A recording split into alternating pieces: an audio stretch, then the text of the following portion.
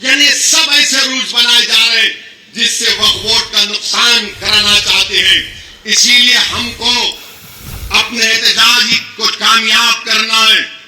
اور یاد رکھیے B J P R S S کے پاس ایک لسٹ ہے جو کہتے ہیں کہ تاریخ کے کسی وقت میں مسجد نہیں تھی. یہ کون طے کرے گا اس طرح کا کالا قانون بننے کے بعد؟ کلیکٹر کو ڈیزگنیٹڈ آفیسر کو اتنے پاورز دے دیے گئے رول 3C میں، اور پھر ہم سے کہا جا رہا ہے کہ آپ کو ڈاکیومنٹ لانا پڑے گا. ارے اگر 500 سال 600 سال پرانی مسجد ہوگی کہاں سے ڈاکیومنٹ ملے گا بتاؤ؟ بلکہ مسجد ہو مندر ہو کہاں سے ڈاکیومنٹ آئے گا 600 سال پرانا؟ کہاں سے آئے گا ڈاکیومنٹ؟ مگر مودی بول رہے نہیں، ڈاکیومنٹ دکھانا پڑے گا. ارے وقف با یوزر کو تم نے نکال دیا. بابری مسجد رام مندر کے کیس میں سپریم کورٹ نے کہا تھا کہ وقف با یوزر کا تعلق بھارت کے آئین کے بیسک سٹرکچر سے ہے. میرے عزیز دوستوں اور بزرگوں، یہ کالا قانون ہے جو مسلمانوں سے ان کی مسجدوں کو، درگاہوں کو، خانقاہوں کو، قبرستانوں کو، عیدگاہوں کو چھیننا چاہتی ہے. یہ قانون اس لیے لایا گیا تاکہ مستقبل میں کوئی بھی وقف نہ کر سکے. یہ قانون اس لیے لایا گیا تاکہ مسلمانوں کو ان کی عبادت گاہوں سے دور کر دیا جائے. اس میں کسی بھی طریقے سے وقف کو بچانے کا کوئی قانون نہیں ہے. کیوں 3C لائے؟ آثار قدیمہ ہے. کئی مساجد آثار قدیمہ کے ماتحت آتی ہیں. مالک اب وقف بورڈ نہیں ہوگا، مالک آثار قدیمہ ہوگا. مانے بنانے والا کون؟ اور آثار قدیمہ کے نام پر ایسائی اس کا مالک بن جائے گا. تو میرے عزیز دوستوں اور بزرگوں، یہ بی جے پی کی پالیسی ہے. اور ہمارے پڑوسی ریاست مہاراشٹرا میں ہمارے قریش برادری کے بھائی اسٹرائک پر ہیں. وہ بیچارے بھینس کاٹ سکتے ہیں مہاراشٹرا میں، گاؤں رکشک ان کو پیٹتے ہیں. اب انہوں نے ہڑتال کا اعلان کر دیا. میں نے آج ان سے ملاقات کی اور ان سے کہا کہ بہت اچھا آپ نے کام کیا.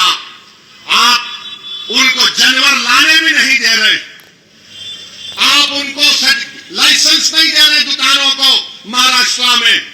اور کوئی وہاں پر اناپ شناپ بیان دیتا ہے کہ ازا کو بدل دو، فلاں کو بدل دو. ارے مودی جی، بھارت کو اب کیا کرنا چاہتے بتاؤ آپ؟ میں بی جے پی سے کہنا چاہ رہا ہوں، اگر آپ اس ملک سے محبت کرتے تو بتاؤ کیا یہ سچ نہیں ہے کہ بھارت کو خطرہ پاکستان سے ہے، بھارت کو خطرہ چین سے ہے؟ اب تو بنگلہ دیش میں چین اور پاکستان گھس گئے. ارے ملک کو جس سے خطرہ ہے تم اس کی طرف توجہ کرو نا. تم ملک کے اندر یہ کیا کر رہے ہو؟ چین ہر طرف سے بھارت کو گھیر رہا ہے. بنگلہ دیش کے بارڈر پر چین وہاں پر بنگلہ دیش کی جنتا کے لیے، عوام کے لیے ایئر اسٹرپ بنا رہا. آپ کھڑے ہو کر بھارت سے دیکھ سکتے. ارے دشمن بھارت کا ہمارے دروازے تک آ کر دستک دے رہا ہے، اور آپ بھارت میں کوئی کہہ رہا ہے یہ مت کرو، وہ کر دو، گھر توڑ دو، بلڈوزر توڑ دو، مسجد چھین لو. یہ کیا ہوگا؟ یہ بھارت کے مفاد میں بتاؤ ہم کو. پہلگام میں 26 ہمارے ہندو بھائیوں کو پاکستان کے 4 ٹیررسٹ نے ان کی جان لے لی، اور وہاں کے گورنر صاحب اب بول رہے ہیں جولائی کے مہینے میں ذمہ دار ہوں. ہم سنتے تھے باسی کڑی کو ابال نہیں آتا، مگر باسی کڑی کو ابال آ ہی گیا.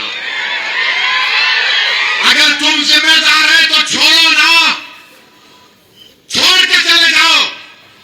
آخر کیسے اس پہلگام میں وہاں پر آتنکوادی کیسے پہنچے بتاؤ ہم کو. اگر تم یہ کہہ رہے ہو کہ بہار میں بنگلہ دیشی روہنگیا ہے، تم کو اس کی خبر ہے، تو پہلگام میں وہ 4 ٹیررسٹ کیسے پہنچے میرے کو بتاؤ. تم بول رہے کہ بہار میں نیپالی ہے، تو پھر پہلگام میں 4 ٹیررسٹ کیسے آئے؟ تم سو رہے تھے؟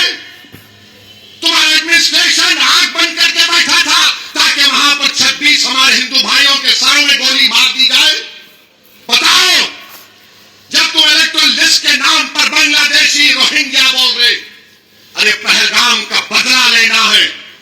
ऑपरेशन सिंदूर को जारी रखो जब तक कि वो 4 टेररिस्ट जो भारत के 26 लोगों को उनका मजहब पूछकर गोली मारे, जब तक वो पकड़े नहीं जाते, जब तक वो मारे नहीं जाते, हम तुमको सवाल करते रहेंगे। पहलगाम मोदी हुकूमत की एक सिक्योरिटी लैब्स का एक कामयाब आपके सामने एक एग्जाम्पल। मेरे अजीज दोस्तों और बुजुर्गों, हम यहाँ की हुकूमत से भी कहना चाहेंगे कि आप ताउन करें गरीबों को इनका बर्थ सर्टिफिकेट बनाने के लिए, इनका पासपोर्ट के पुलिस वेरिफिकेशन को जल्द से जल्द कराने के लिए।